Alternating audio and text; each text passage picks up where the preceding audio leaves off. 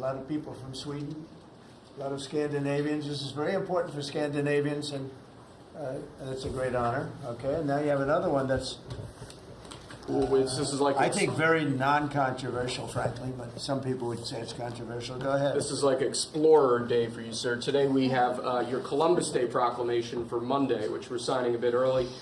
Christopher Columbus obviously discovered the New World in 1492. He was a great Italian explorer.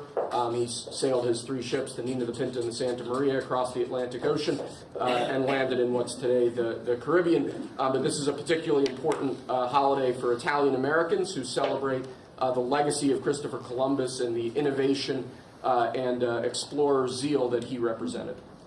In other words, we're calling it Columbus Day. Yes.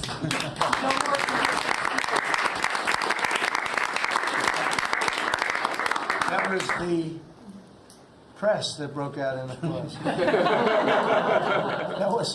you believe that? I've never seen that happen before. The press actually broke out in applause. Good. Columbus Day. We're back. Columbus Day, we're back, Italians. We love the Italians. Okay. Thank you, Mr. Thank you. Great. Thank you very much. Have a good one, sir. So we covered Scandinavia and Italy. Not bad. Now for the rest of the world. So I want to thank everybody for being here. As you know, last night we reached a momentous breakthrough in the Middle East, something that people said was never going to be done. We ended the war in Gaza and really, on a much bigger basis, created peace. And I think it's going to be a lasting peace, hopefully an everlasting peace. Peace in the Middle East. We secured the release of all of the remaining hostages, and they should be released on Monday or Tuesday. Getting them is a complicated process. I'd rather not tell you what they have to do to get them.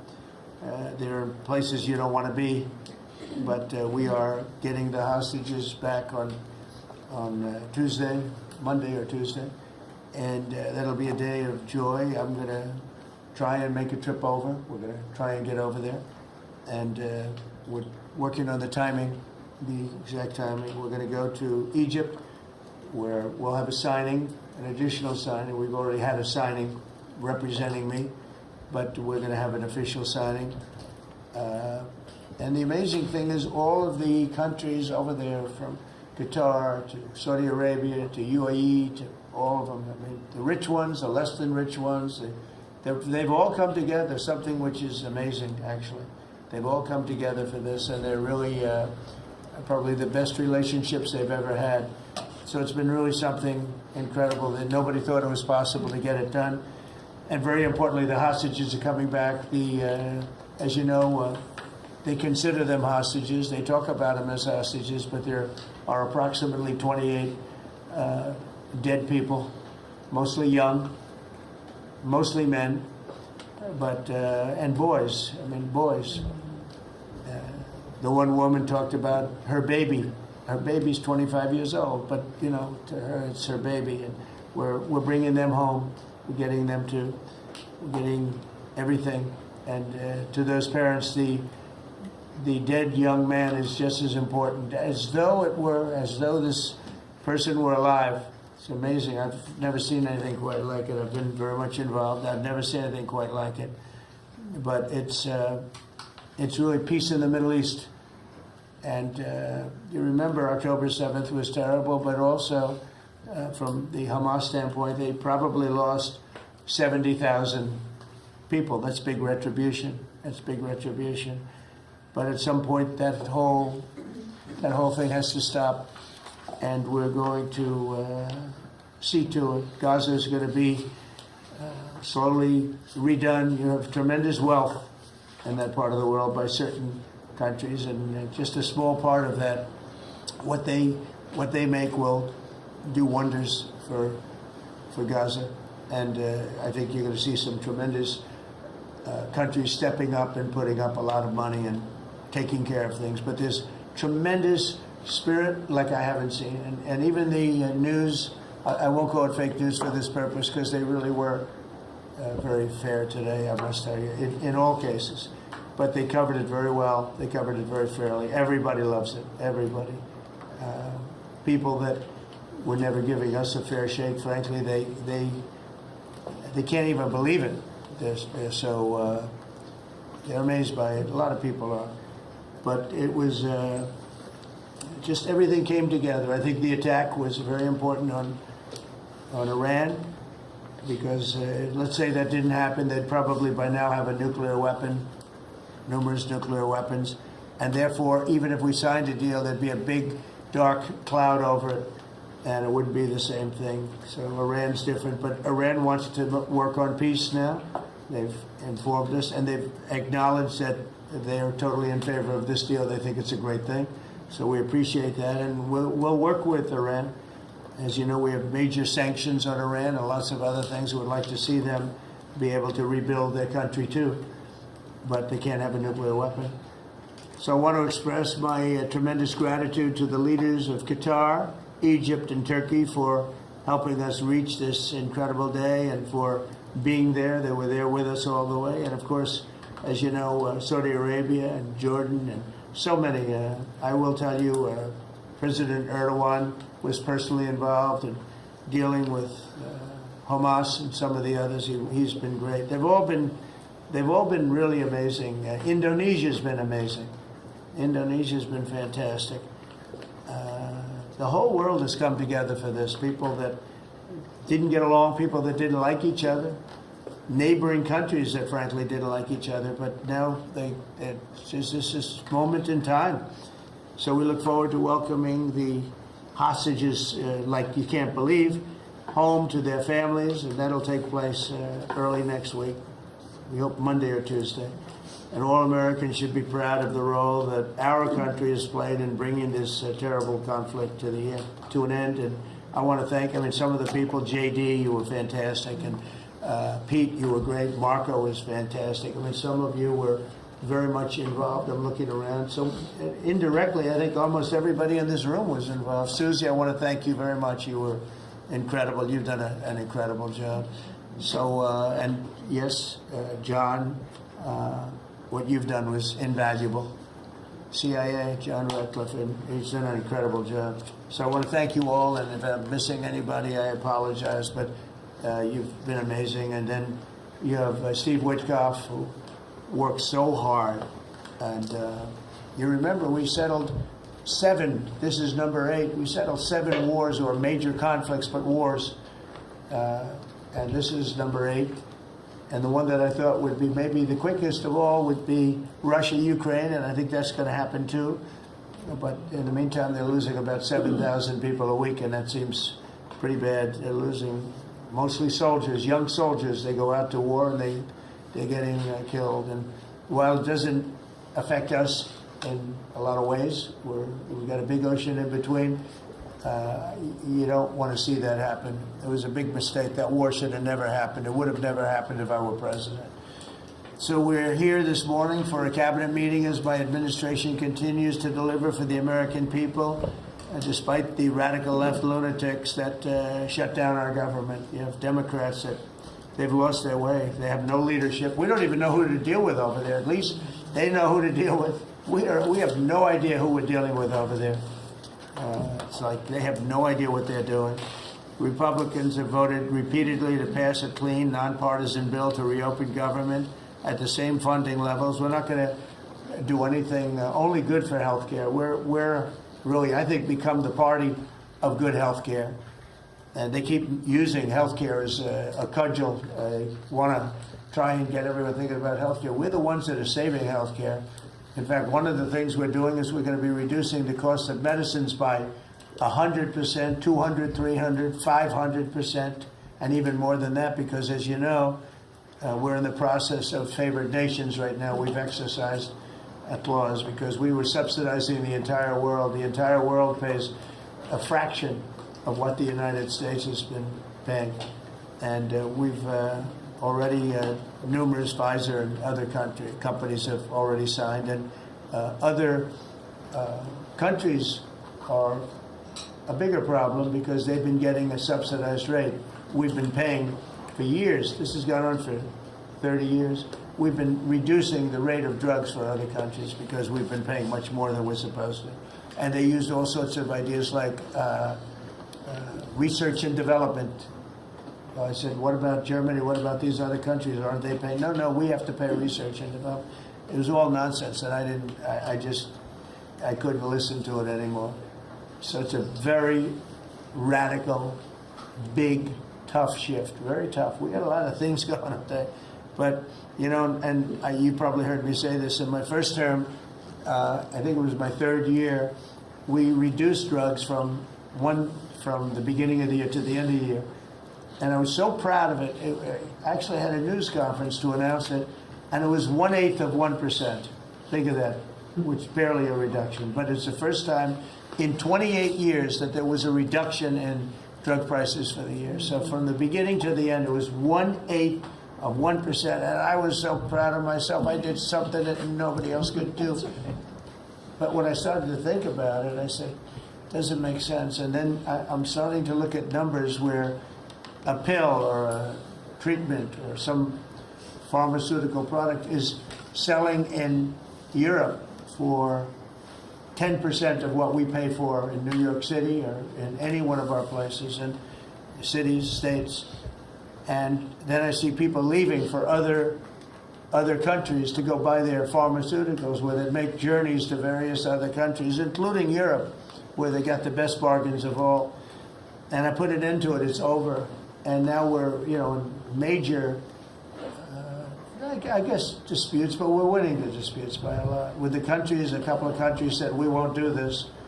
I said, well, it's unfair that we're paying 10%, and, you're paying just a fraction of what we're paying for the same product made in the same plant. And they said, well, we're not going to do it. I said, that's okay. You don't have to do it. But I'm going to put a tariff of 9% or 7% or whatever the amount of money is. And I'm going to put a tariff on your country for the amount of money that you're taking advantage of us for. No, you can't. I said, yeah, I can do that. I'm going to do that. And they would immediately agree. And I'd make the tariff substantially more than the number we're talking about. And they would immediately agree. So we have the consent, I think, Bobby, of every country, essentially. They know that if they don't do it, we're going to put a tariff on for double the price, and then they're going to do it. So we never had that before. You never had anybody in here that knew what the hell they were doing, I'll be honest. It really makes me angry. Because for years and years, and this started many years ago, and basically we subsidize the world. So this is going to have a huge positive impact on Medicare, Medicaid, even Social Security. But anything where there's pharmaceuticals, drugs involved, it's going to have a tremendous impact. So we're going to get drug reductions of 100%. I told you 1/8 of 1% that I was proud of myself. Now you're going to get 100%, 150%, 200, 300, 400, 500%. You're going to get the biggest drug reductions that you've ever seen. And they're already, I guess they're starting to kick in, but we've made deals with numerous companies and we're going for the full bore. We want whatever the price is. So that would mean that the world price, because the world is bigger than the United States, a lot more people, but the world price will go up a little bit and our price will come down a lot. So if a pill sells for $10 in London and $100 here, the pill will go to $20 in London and $20 for us. It's pretty simple. And that is a number that nobody can even fathom. It's a little like tariffs. Nobody knew how big they were. Nobody knew until they started seeing the trillions of dollars that have come in. I don't know why they didn't understand it. It's something they should have understood. We were taken advantage of for years with tariffs.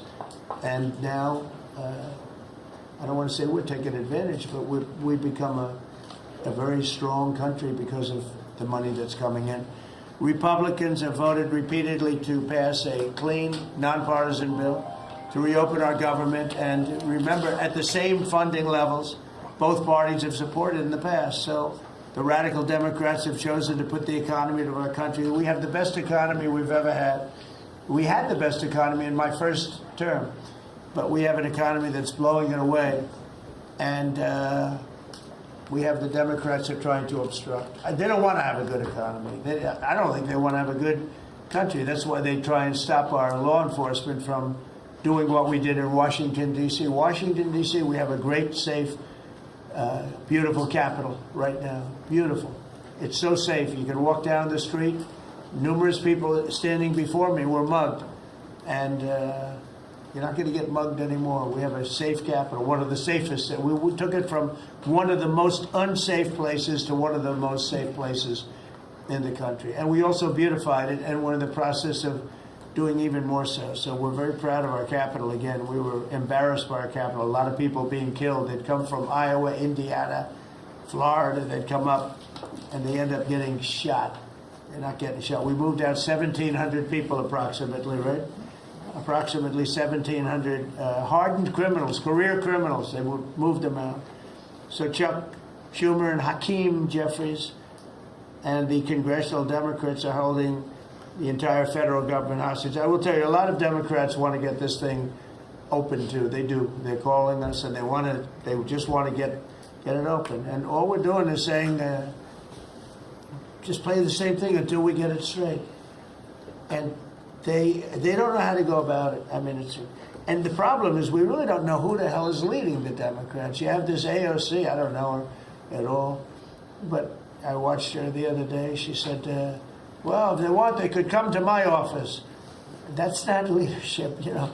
The only one that challenged her actually was Nancy Pelosi, and Nancy's not looking too good. I don't know what happened to Nancy, but she's not looking great. But she was the only one, I give her credit, she was the only one that challenged her. But AOC said that they can come to her office and negotiate, the Republicans. And we're saying, oh, I didn't know she was in leadership. But she's taking Hakeem Jeffries' place, and Schumer's afraid that she's going to run against him. And right now, I don't know, he can change, life is crazy, right? But right now he can't beat, I don't think he can beat anybody. So he'll lose in a primary. I would say he'll retire before he loses in a primary. So I think Schumer's going to retire because he can't beat anybody. His polls are so bad. Meanwhile, the Democrat shutdown is causing pain and suffering for hardworking Americans, including our military, our air traffic controllers, and impoverished mothers, people with young children, people that have to live not the greatest of lives. But we're doing so many tax cuts. We've cut their taxes. The great big beautiful bill, we've cut their taxes at levels that nobody's ever seen. I mean, no tax on tips, no tax on Social Security, no tax on overtime. It's been a great thing for a lot of people. They're doing great. Despite all of the damage that it's caused, the shutdown has been, you know, pretty damaging. I mean, it's not yet because it's early, but it gets a little bit worse as it goes along. And we'll be making cuts that will be permanent. And we're only going to cut Democrat programs. I hate to tell you. I guess that makes sense. But we're only cutting Democrat programs. But we're going to start that, and we have Russell can talk to you about it if he wants to, but we'll be cutting some very popular Democrat programs that aren't popular with Republicans, frankly, because that's the way it works. They wanted to do this, so we'll give them a little taste of their own medicine. But Chuck Schumer proclaimed this morning that every day gets better for them. No, every day it's actually getting worse for them. And they're having a rebellion in the Democrat Party because they want to stop. And if you saw all of Schumer's, I watched last night like 10 different times over the years, he said, you can't shut down government, you can't shut down. And now he's the one that shut it down. So this is a confession that he's acting not to serve the people, but to serve the partisan interests of his party. And I don't think he's serving them well because they're way down. Look, they just lost an election in a landslide. You know, it was interesting. I watched Kamala, who was a sad figure. I watched her the other day saying the election was very close. I said, no, the election was a landslide. We won the popular vote by millions. We won the Electoral College by, I think, 312 or 315 to 220 something.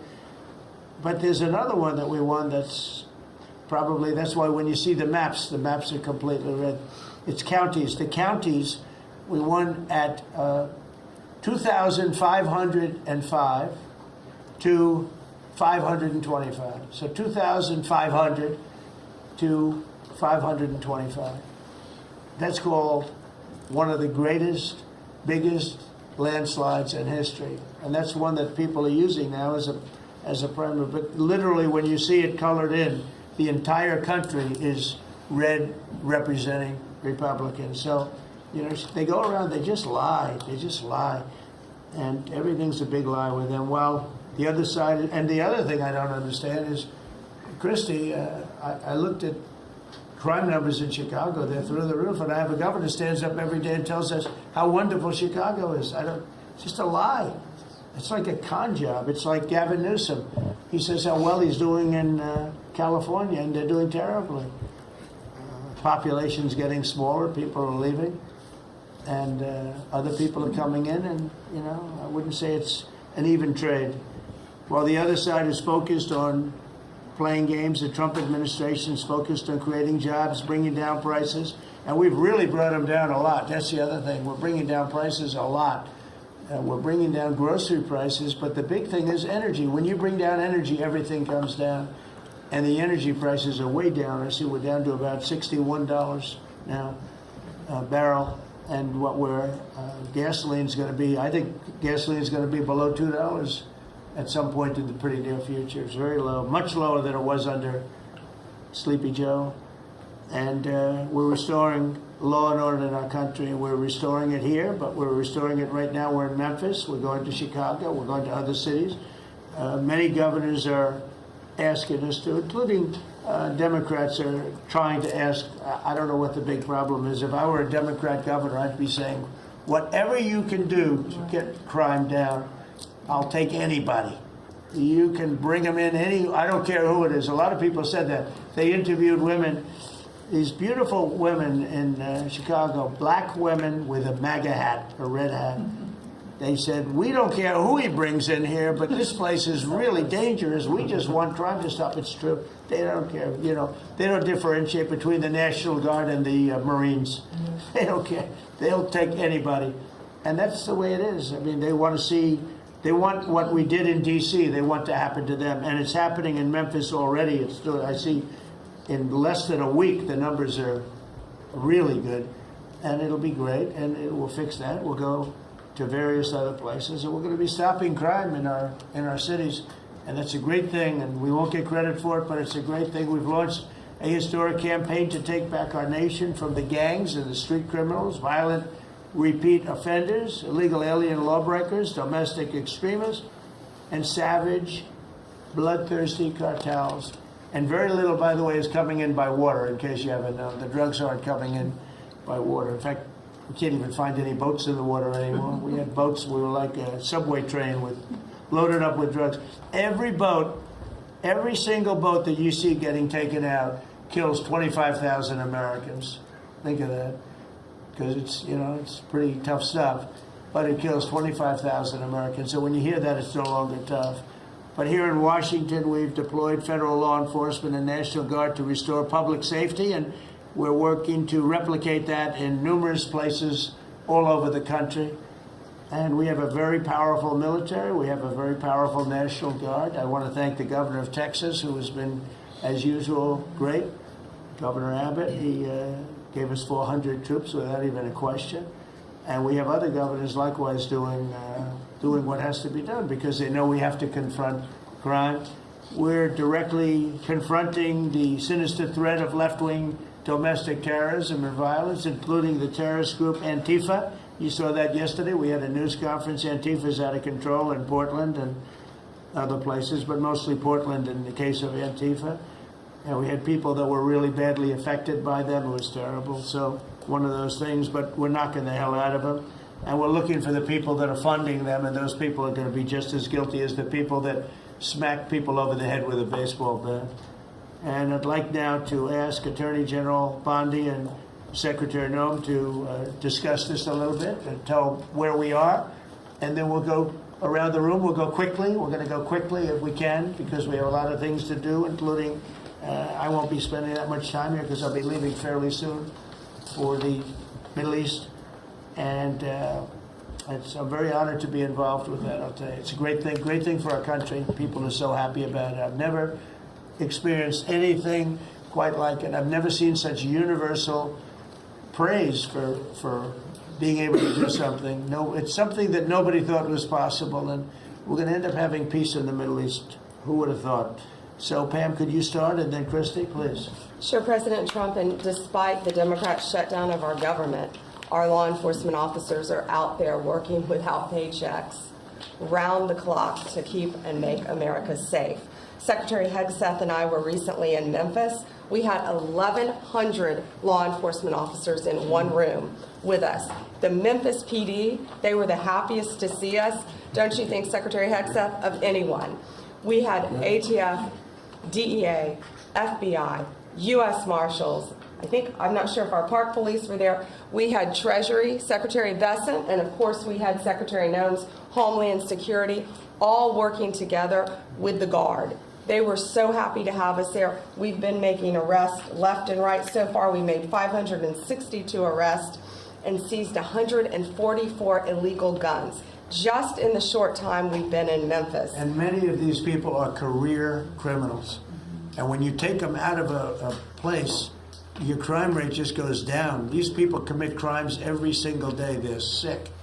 And we're taking them out. In some cases, we're bringing them back to their countries where Biden allowed, with the stupid open borders that we had in our country, to come in. But they're being brought back to other places, or they're being put in jail, but they're career criminals. President Trump, last night alone, we made 91 arrests, 19 firearms off the streets, and one was a warrant for a homicide, and 4 sex offenders who had active warrants. One was a sex offender on a child. Everything we did in Memphis was worth it, in my opinion, for that one arrest.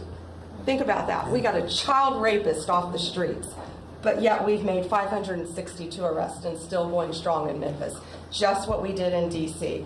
But it's because it's all of us. It's a team working for you to make America safe, all together, round the clock. Thank you very much. Thank you, Pam. Thank You're you, doing a great President job. Trump. And it's amazing that we're not getting cooperation from Democrats. It's like, it's a new issue. You know, we have all the old issues of the wall and the border and all of the things, men playing in women's sports they still want that, transgender for everybody. All these issues are so crazy, but we have a new one. It's called crime. We stop crime and they allow crime. They want crime.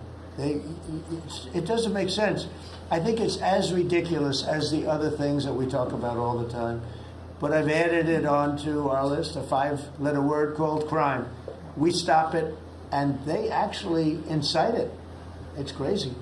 You would think they'd want them. You'd think they'd want Christy and Pam and all of the people. If we needed the military, people will be there. We've got a massive military. We have the best numbers we've ever had for recruitment.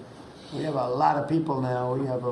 We have people that can't get into them. In a great economy, they want to be soldiers again. A year ago, they didn't want to even think about it. Same thing as with police and firemen, everything. They want to join. They're proud of our country again. Christy, go ahead, please. Well, sir, thank you for your leadership and for deploying all of government to help us keep our country safe. You have talked extensively about how threatened our ICE officers are, but all of our law enforcement out there. And we saw the shooting in Dallas at that facility, so we're hardening all of our buildings and making sure that we have more security measures, snipers on the roof, people to protect our law enforcement while they're out there on the streets. But what I'm also doing, sir, is, and with your authority, is we're purchasing more buildings in Chicago to operate out of. We're going to not back off. In fact, we're doubling down, and we're going to be in more parts of Chicago in response to the people there. And then I was there a few days ago and looked at some facilities that we can deploy more law enforcement out of, because what they're trying to do with these riots and violence is distract us and keep us from going after those murderers and rapists that are out in the streets. And then I was in Portland, went out and back on Tuesday and met with the governor, met with the mayor, met with the chief of police and the superintendent of the highway patrol. They are all lying and disingenuous and dishonest people. Because as soon as you leave the room, then they make the exact opposite response. So we're looking at new facilities to purchase. They're in Portland too, and we're going to double down. And I told them if they didn't meet our demands for safety and security on the streets and work with us, then we were going to bring in more federal law enforcement. So I want to thank Pete and the Department of War for all their help. They've been fantastic. But while we fight litigation and work with Pam on that, we're going to send more of our resources and men and women out there to keep everybody safe. So no worries. What we see in D.C. and what we see in Memphis for benefits for people in the safety and security, we'll see that in Chicago and And Portland. the numbers in Memphis, it's only a week, but the numbers have Right. been amazing, I understand. That's exactly right. The They've crime been numbers are way down. fantastic, and it shows what a partnership can be between local law enforcement and the federal government. And if we have to do it the hard way in Portland and Chicago, we will. All right. But the people That's demand. fine. And the President safety. Trump, my lawyers are in court right now as we speak for you, arguing in Chicago and Portland to keep them safe, to bring in the guard. The government doesn't want it there, but we do. We're going to keep their citizens safe, thanks to The you. people want it. I don't understand the politics of it. I don't understand why a Pritzker is trying to protect people that are They're more really scared. bad. They're more scared of the anarchists that are on the street and the politics of it than they are of doing the right thing. I think they're afraid. Yeah, I yeah, think they they're do. threatened. They don't tell us, but I think Pritzker's threatened by people. There's no other reason that this could be possible, that they don't want to have a safe Chicago. And we can solve the problem very quickly. And we're doing that anyway, regardless of if he doesn't want it or if he does want it, we're doing it anyway. So make sure. I asked the mayor that himself. He said that Portland was perfectly safe, a beautiful city, no problems. And I said, well, why did you clear the streets for me today then and build out a 4-block radius to make sure I could get in and out of here? And these people on the street screaming death to ICE. There's graffiti that says Molotovs melt ice. We have the guillotines. We're going to use them. The Portland's things that- almost different. It's like anarchists. It is. It really You know, is. it's really different than a lot It's of the awful. others. This is a sick situation, but those are anarchists. Those are people that want to overthrow government. They're really degenerates. And we're finding out who is supplying all of those beautiful signs and everything Well, else. Scott's been fantastic. His team finding the financial networks is great. That's what Okay, gives Scott, everybody. Scott will do that. That's easy for Scott. We got a great team, sir. That's good. How about we go to Marco? You can talk a little bit about what's going on, and Well, go ahead. yeah, Mr. President. I don't know if one day perhaps the entire story will be told about the events of yesterday, but suffice it to say, it's not an exaggeration that none of it would have been possible without the President of the United States being involved.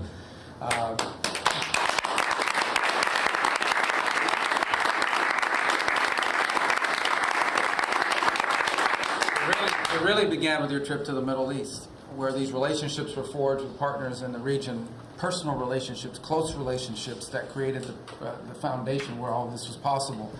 Where I think this really took a turn. Remember, a month ago, no one thought this was possible. Where it really took a turn about a month ago, less than a couple weeks ago, is when we were at the United Nations, and you convened a historic meeting, not simply of Arab countries, but of Muslim-majority countries from around the world, including Indonesia was there, Pakistan was there, and created this coalition behind this plan. Then on that following Monday, you met with the Prime Minister of Israel here, and that plan was presented. And then, of course, our great negotiating team followed up on it. In the interim, again, perhaps the stories will be told, perhaps they will never be told. The President had some extraordinary phone calls and meetings that required a high degree of intensity and commitment, and made this happen. And I think what's important to understand is that yesterday what happened was really a human story. There's a geopolitical aspect to it, there's no doubt about it. It creates the conditions for Gaza to one day be a normal place again, and people to have a better life, and Israelis to be safe. But yesterday was a human story. And because of the work you put in, and honestly, not only is there no other leader in the world that could have put this together, Mr. President, but frankly, I don't know of any American president in the modern era that could have made this possible because of the actions you have taken unrelated to this, and because of who you are and what you've done and how you're viewed. And this weekend, because of that, at some point very soon, we are going to see 20 living human beings emerge from the darkness into the light for the first time in 2 years. And that is because not only were you used the credibility and the power and the prestige of this office and the relationships you created, and you committed yourself to making it happen. And I think it will go down as a historic moment in the history of our country, and something our country should be very proud of, that we have a president that's committed to not just peace, but to the human aspect of reuniting these families. My last point on this is just a couple of days ago, Secretary Lutnick hosted us all, many of us, at the Kennedy Center. And we have these families, we've interacted with them for so many years, for 2 years now. And the stories are heartbreaking, both whose families are alive and those who are deceased as well, who want their relatives back so that they can complete the process of grieving. And it was, we had all hoped that perhaps that was the day that we would have an announcement for them on the anniversary of the 7th. But I know you were able to speak to some of those families last night. And I just hope the whole nation understands how incredibly proud they should be of their president and of their country for the role that they've played. And I don't want to let this moment pass, Mr. President, without also noting the incredible work of Steve Witkoff and Jared Kushner. Yeah. They're an incredible team working together, facing some substantial impediments to even being there this weekend and doing it. Let me just leave it at that. And they've done a great job on your behalf, Mr. President, and they deserve a tremendous amount of credit. But thank you for what you've done for the world. For the world. Thank you very much, Marco. I appreciate it. I think because we have a very busy day with all that's going on, what we'll do is maybe just a few of you raise your hand if you'd like to say something that don't talk too long, Doug. He's doing such a great job. So good that he can talk all day. That's the problem, right? But go ahead. And what we'll do is just take a few hands, and then we'll go back to getting peace done. Okay? We'll go a little bit quicker. We'll take a few questions from the press. Go ahead, please. President Trump, I just want to double down on what Marco was sharing. It's such a remarkable accomplishment. Agree that no other president could have done this, but what set the groundwork for you able to do that? When you took office on January 20th, you made a 180-degree turn in our military strength with Pete's leadership. You were the master class in peace through strength. So militarily, we've completely turned around. We've demonstrated that through execution against Iran and others, that we have force. We want to end wars, but we use power if we have to. And then secondarily, peace through strength is also the prosperity, having the strongest economy and being willing to wield the power of a tariff in addition to the military power to reorder the globe. Those two things that you're standing on, both economic power and military power, allowed these negotiations to go forward. And I think as you've described, the importance of these economic negotiations and all the trade deals, but that also begins with another 180-degree turn, and that was the 180-degree turn on energy. You have used energy diplomacy to bring prosperity to the American people, and you've used it to bring peace abroad. The combination of those three things have been remarkable, and now we're seeing the remarkable result. And we got one more that I know you want to end with Russia and Ukraine. Energy is going to play a key role in that. And now with this historic agreement, we're in a position working with the Middle East to also end the Russian-Ukraine conflict. So again, congratulations. Thank you very much, Doug. I appreciate it. Maybe I'll go to you for a second. You can just cap out what he said about the military, how well we're doing, and how big it is, and how strong it is. Mr. President, you're exactly right. At the War Department, you don't get peace without strength. And our job is to be the strength part of the equation and deliver that when necessary, as you demonstrated with your Order of Midnight Hammer. And the entire world saw. And I just want to echo what Marco said. It is a personal honor to be able to witness the way you lead and negotiate. I wish people had a full understanding of what that looks like, that historic nature. A lot of us vets, the Vice President, Tulsi, Lee, Doug, probably after decades of war and the chaos that was unleashed through reckless and foolish American policies, never thought this kind of peace would be possible. Yet, with your strength, with your ability to wield trade negotiations, personal relationships, to open up that opportunity is truly historic on the world stage. And it creates a whole number of other cascading effects. And watching Marco and the Vice President and Steve and Jared, the CIA director, everybody come together to make it happen. You've formed a phenomenal team, Mr. President. And at the War Department, our job is to make sure if and when there's question about American commitment, the whole world knows we've got the biggest, strongest, most lethal, and most ready War Department in the world, which is true, which is why we saw record recruitment in 2025, Mr. President. The first 2 weeks of 2026 already blows that out. FY 2026 already blows it out of the water. In fact, re-enlistment has already met its year-long goal in the Marine Corps in 2026. 2 weeks. Okay. You can't. There's no other way to create that kind of love and enthusiasm than with your leadership, sir. And it is an honor to work with Pam and with Christy and the cities across the country to make sure American citizens and law enforcement are protected with our National Guard. That's a core mission. And last thing, Mr. President, on the southwest border, the first group that rotated in to lock down that border to zero crossings is now rotating out. and with a new border medal, the Southwest Border Medal, or it's actually called the Mexican Border Medal, revived from 1918, that we'll be pinning on their chest. So thank you for renaming the department, and we're trying to live up to it every day. Thank you, sir. I mean, think of this. We have record numbers of recruitment. 1 year ago, there were stories, front page stories, so we couldn't get anybody to join the Army, Navy, Air Force, Marines, Coast Guard. My beautiful, I call it our beautiful Space Force. I love our Space Force. It's turned out to be very important. But we couldn't get anybody to join. Nobody wanted to join, including our police and fire. They didn't want to join anything. Recruitment was embarrassing. We couldn't get anybody. And now we're brimming. Now it's, and they're getting in based on merit now. A soldier's a soldier. They come in now based on merit, not based on woke stuff that anybody can qualify. You have to qualify for jobs. You have to qualify for certain types of jobs. And it's amazing. So we were embarrassed a year ago. Think of it, a little bit more than a year ago.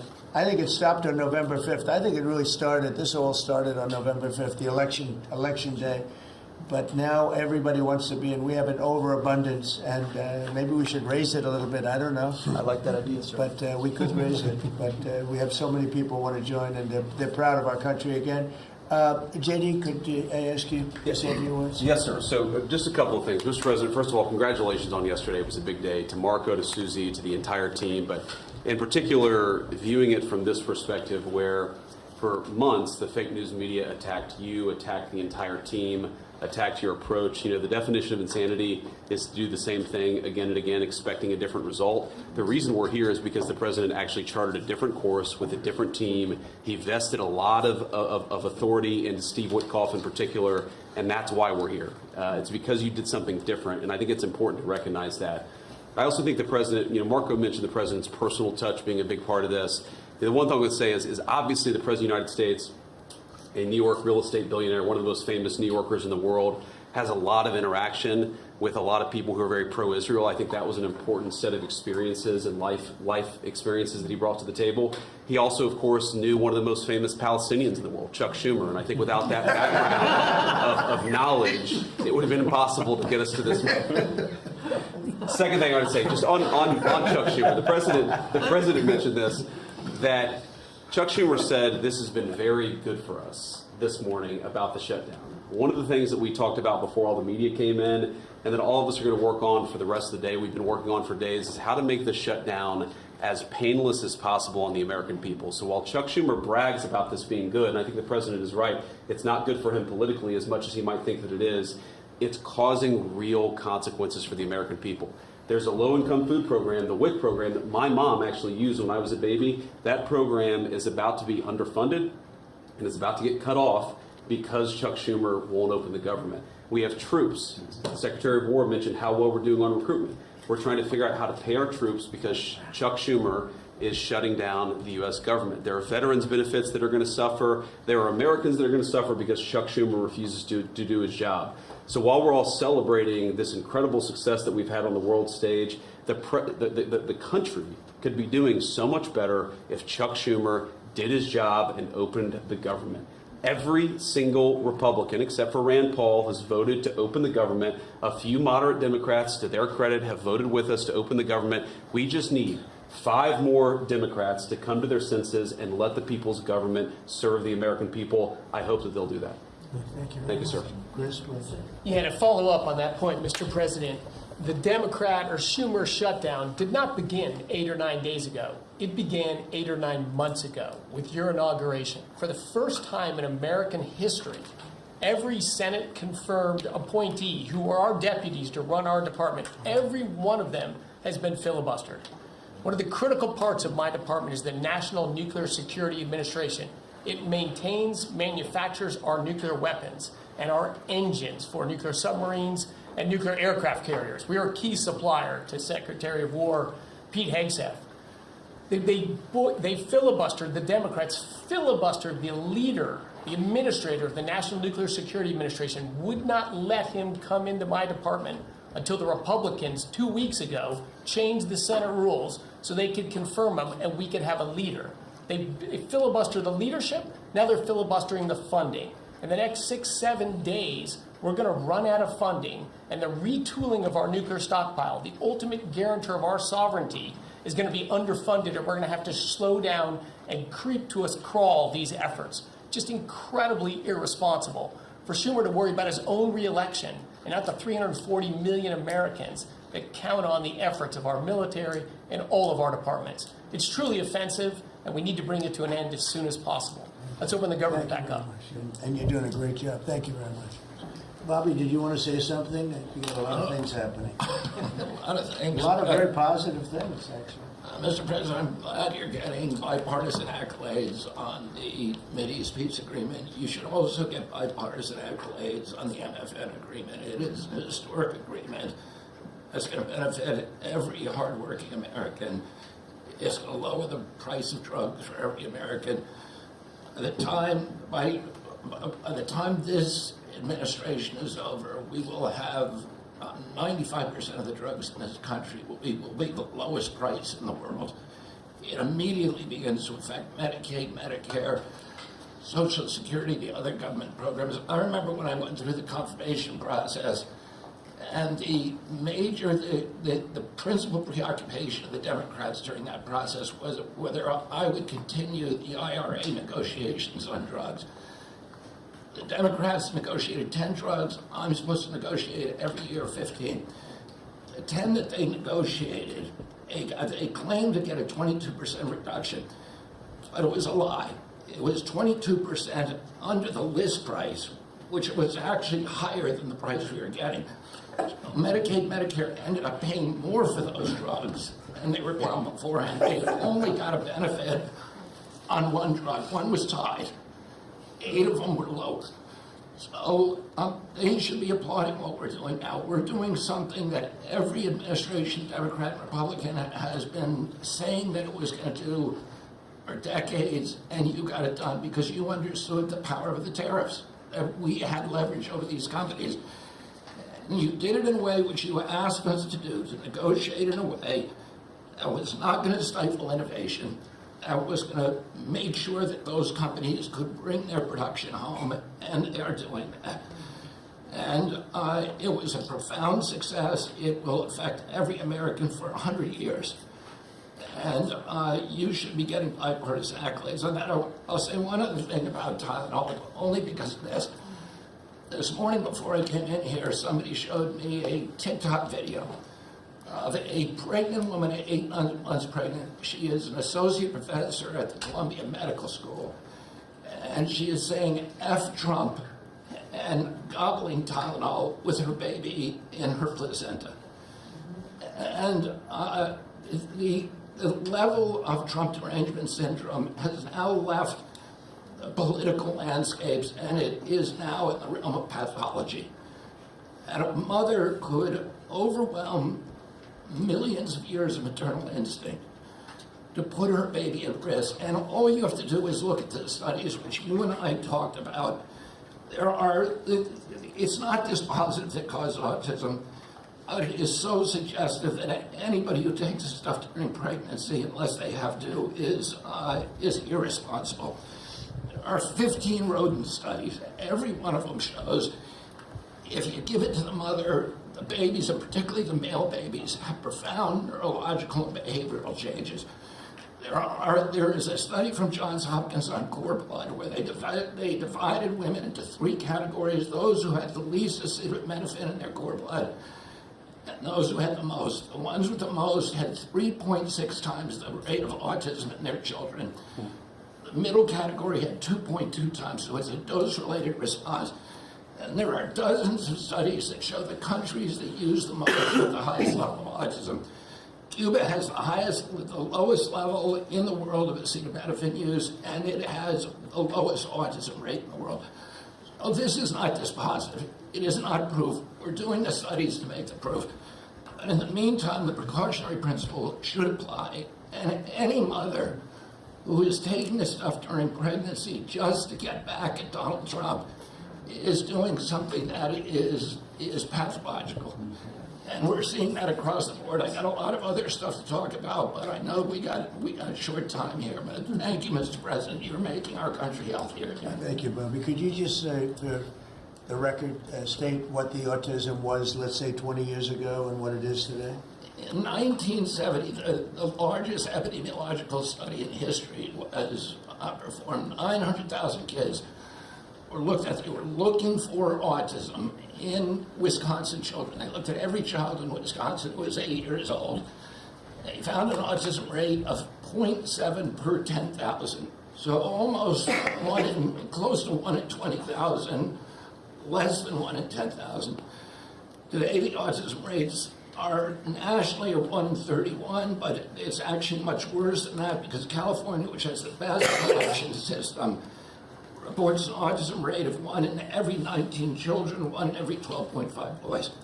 This is a national security issue. There is nothing more important, and I'm grateful to you, Mr. President, because you know the flack that you take for talking about this issue. You've shown courage and you've shown leadership, and I can't thank you enough for letting me do this work. Thank you. So think of that, 1 in 20,000, and now it's 1 in 12 for boys, 1 in 18, 19 for girls. So obviously there's something that's artificially, I think, induced, something, whether it's the vaccines in terms of these massive vaccines that are twice the size of a jar like that, of a glass of water like that, I mean, into a baby's body. And I've suggested get them in doses, get them in, maybe 20%, 30%, but smaller, not such a big. I think, that. And we had certain recommendations, the MMR, take them separately.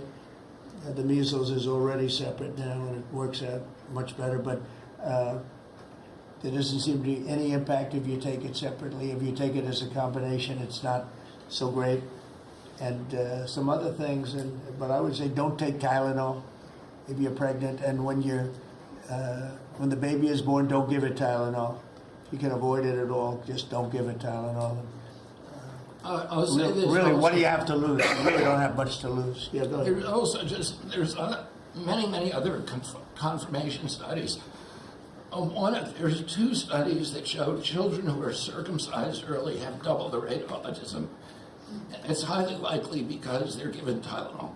So, none of this is dispositive, but all of it is stuff that we should be paying attention to. Yeah. But, there's a tremendous amount of proof or evidence, I would say, as a non-doctor, but I've studied this a long time ago. I met Bobby in my office 20 years ago. We were talking about the same thing 20 years ago. And I was a real estate developer. It bothered me that it seemed to be getting worse, but it's so bad now when you hear these numbers. It's not even really sustainable. I don't know how people do it, but there is some very strong evidence on Tylenol. In fact, at one point, I guess the company gave a warning. They still don't recommend it during pregnancy. That's the weird thing. They're not recommending it, and that's the company itself. So just don't take it. Don't take it. If you're a woman, don't take it, and don't give it to the baby when the baby's born, and I think that's going to have an impact. But I'd also get the shots in smaller doses. There are a few things, we gave a few things that just seem to be, and I think you'd get that number way back up. Think of it. You have 1 in 20,000, and now it's not even believable when you think that 20,000 drops to 12 children.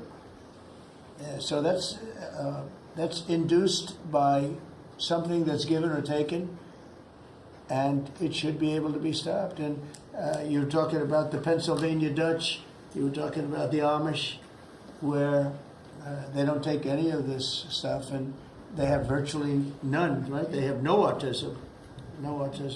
So we're doing something very bad. Somebody's been given some bad things. Other countries, by the way, we have 82 vaccines that we give simultaneously. And I'm a vaccine believer, by the way. I believe in the polio vaccine. I believe in a lot of vaccines. But when you give 82 vaccines in a shot to a little baby that hasn't even formed yet, it's a lot of vaccines. And in Japan, they give a much smaller number. In Germany, they give a much smaller, like 28 vaccines. It's a lot too, but 28 is a lot different than 82. So, but I would say on the Tylenol, don't take it, and that will be. I think it's going to be a big factor. I think it'll be I think it'll be a very good result, and I hope we're going to be able to see that result in the not-too-distant future, because certainly people have heard us loud and clear. That's why I bring it up again. That's why I asked you to talk about it, because this is a horrible thing. And if you don't take it, I mean, you have to tough it through sometimes. There are other things you can do, but you have to tough it out. It's easy for me to say, but I think you're going to see numbers that will be it'll be so significantly improved, and maybe fully improved. I mean, there's something there. There's something going on, and we have to address it. And so I'm addressing it the best I can as a non-doctor, but I'm a man of common sense. Okay, any other questions? I'd like to comment on the workforce. Mr. President, a lot of people are calling to give you the Nobel Peace Prize after this peace deal that you managed to achieve in the Middle East. First of all, your opinion on that, and I was wondering about your trip to the Middle East, if you can tell us if you're considering to speak at the Knesset, at the Israeli parliament. Well, they asked me to speak at the Knesset, and I've agreed to. If they would like me to, I will do it. It's the first time a president has ever done that, so that makes it very interesting, right? Yeah. But yeah, so I will do it if they want me to. They have asked me to do that. Thank you. Families of hostages are out in the streets in Israel dancing and crying tears of They're all joy. dancing in the streets right now. They're dancing in the streets. They're so happy. Everybody's happy. They're dancing in the streets of Arab countries, Muslim countries. I've never seen anything like it. Everybody is happy. It's been really amazing. Thank you. President Trump, on the international peacekeeping force that's going to be deployed to Gaza soon, do you expect that Pakistan, Turkey, other countries to contribute forces? Has that become firmed up? And also on the shutdown, it seems like in the House there's a majority support for a temporary extension of the Obamacare subsidies, perhaps minus the funds for illegal immigrants. Is that how you see the deal to end the shutdown happening? Well, I see the deal just getting extended as we continue to talk, but we're willing to pay because we're paying. It's very simple. We're paying.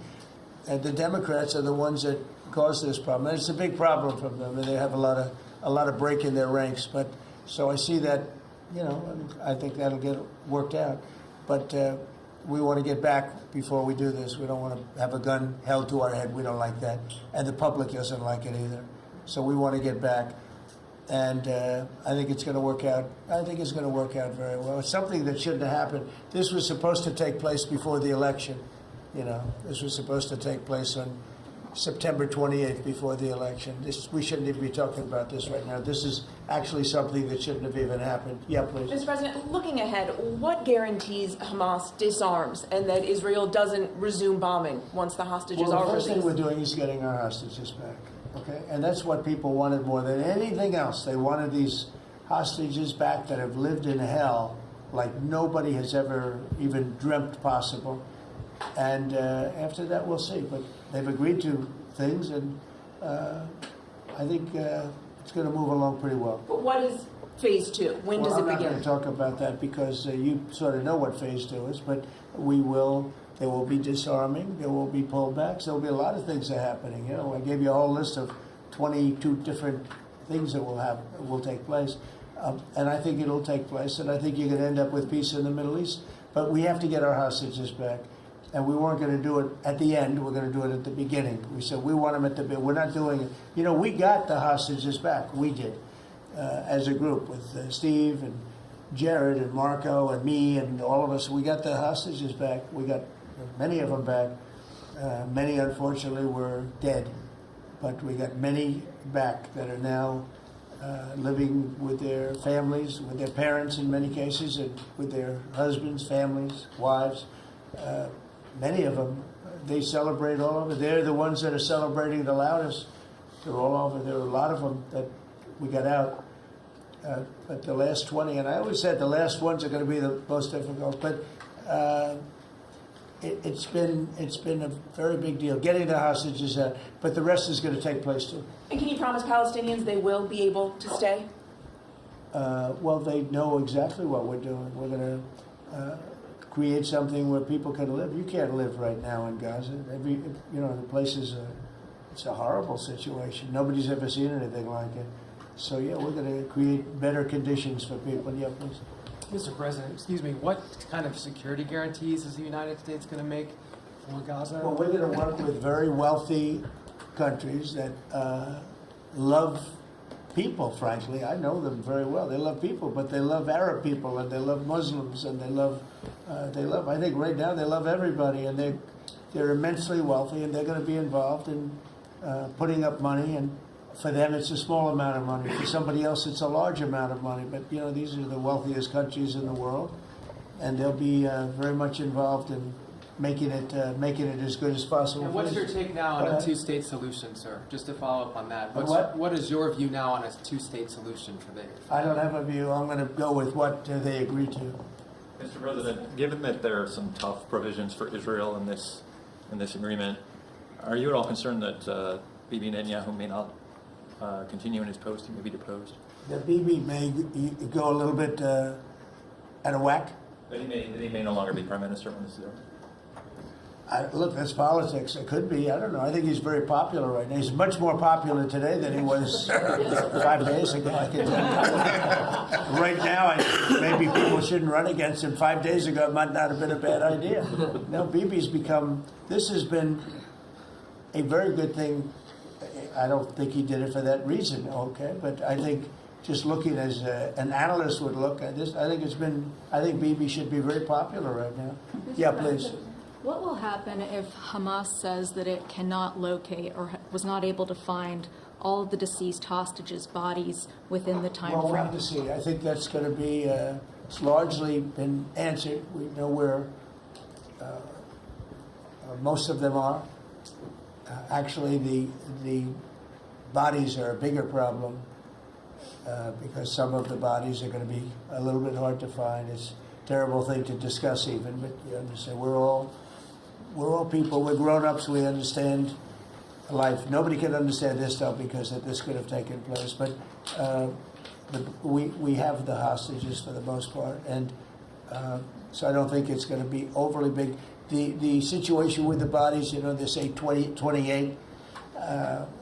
Some are going to be a little bit hard to find, but we're going to do the best we can. Yeah, please. If they don't find them within the time frame. Please. Thank you, sir. Regarding Jared Kushner's role in the negotiations, can you explain a little bit about why he came on at the last minute? And then in regards to the WIC program that the Vice President mentioned, do you know when the funding that you promised through the tariff revenue will actually go through to communities? Because there's reports that WIC providers are actually starting to close down today. Well, okay, let me just answer to Jared. So Jared's a very smart guy. He did the Abraham Accords. As some people say, the Abraham, which I love the way that sounds. But he did the Abraham Accords. It was a great thing. 4 big countries joined. If I were president, if the election would have been a correct election, which it wasn't, you'd have every country in there. Maybe even Iran would have been in there, frankly. But you'd have every country in. Now, by the way, that's going to be filled up rather quickly. People want to join the Abraham Accords. And I put Jared there because he's a very smart person, and he knows the region, knows the people, knows a lot of the players. And the combination of him and Steve Witkoff and Marco and Cooper, who is, as I hear, has been fantastic, and others that were involved. JD was very much involved. I mean, we had a very smart group of people working. We had a lot of different players, different countries, and very diverse countries, very different from each other. They had certain things in common, but they had a lot of things, mostly things that were not at all common to their countries. So we had a very smart group of people. These are high IQ people. Okay, you know, I talk about how many low IQ people we have in our government. We got some real low ones, but some shockingly low. But these are very high IQ people, and that's what we want. I like high IQ people. Yeah. Mr. President, thank you. Can I ask you about the China? You're meeting with President Xi. The Chinese have now set to put in new export controls on rare earth minerals, and they've stopped buying soybeans from the U.S. What do you hope to get out of that meeting now with President Xi? Well, we'll see. I mean, I just heard this a little while ago before we came in, so I haven't been briefed on it. The export. I mean, look, we have the ultimate export. We have import, and we have export. We import from China massive amounts, and you know, maybe we'll have to stop doing that. But I don't know exactly what it is. Neither do you. Neither does anybody. It's a little bit soon. I just heard about it. So Scott and Howard will figure that out, and I'm sure we'll be able to handle it. Can I ask you about the soybeans? What is the plan to help farmers? Is it direct checks? Is it tax? Have you sorted that out yet? Well, what happens with soybeans is we're going to see more and more, I think, opening up, and part of the reason that we'll be he's got things that he wants to discuss with me, and I have things that I want to discuss with him, and one of the things is soybeans. I had a great deal with China where they would buy $50 billion worth of our farm product and manufacturing and other things, but farm product. And it was going along well. Then when the election turned out to be a rigged election and we had the wrong guy get in there, he didn't do anything about it. I used to call up President Xi every 2 weeks, or I'd call up people in China, say, you got to keep going, you're not buying the amount that you agreed to. And this went on for, ever since we signed the agreement. It was a great agreement. So they used to do 15 billion, and I got it up to 50 billion, 50, and it was great. Then when Biden got in, they just never adhered to the agreement, and nobody in Biden's group, as you can imagine, did anything about it. So it just sat there for 4 years, and they didn't adhere to the agreement. And we, it's hard to go back after 4 years of nobody calling them, but I used to call them every 2 weeks. I'd say, you're a little low, or I appreciate it. Oftentimes I'd say, thank you very much. You are totally adhering to the agreement. But we had an agreement, they would buy $50 billion worth of our product, mostly farm product. And remember I said to the farmers, buy larger tractors and more land. And that's exactly what happened. They did well. But we do suffer. I'd like you to discuss that maybe for a second, Brooke. Sure. Very quickly, by the way. Yes, sir.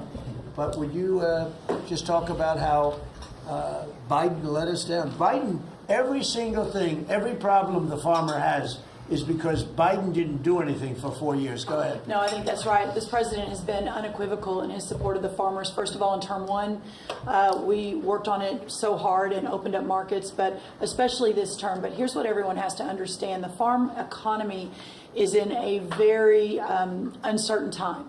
But that isn't because of the current trade negotiations, although certainly the China part is part of that.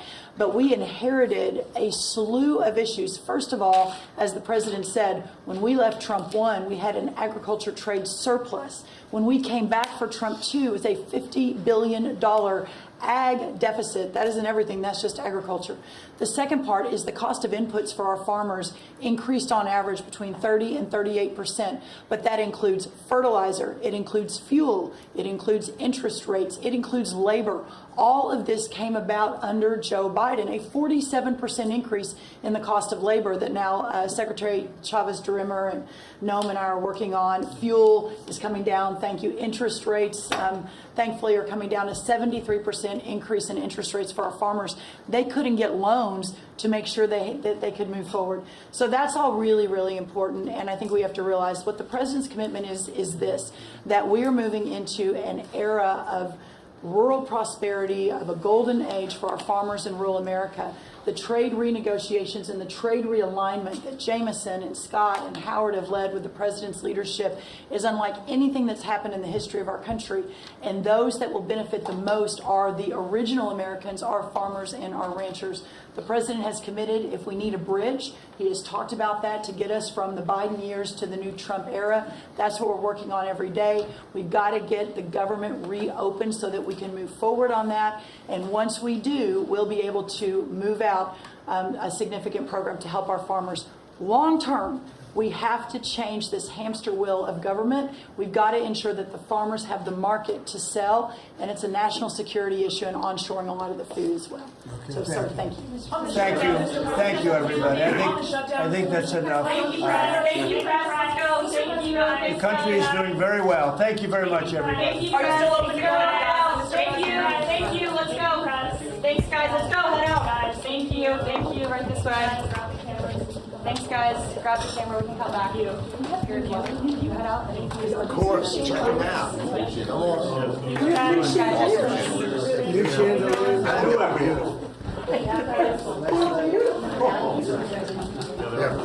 Thank you.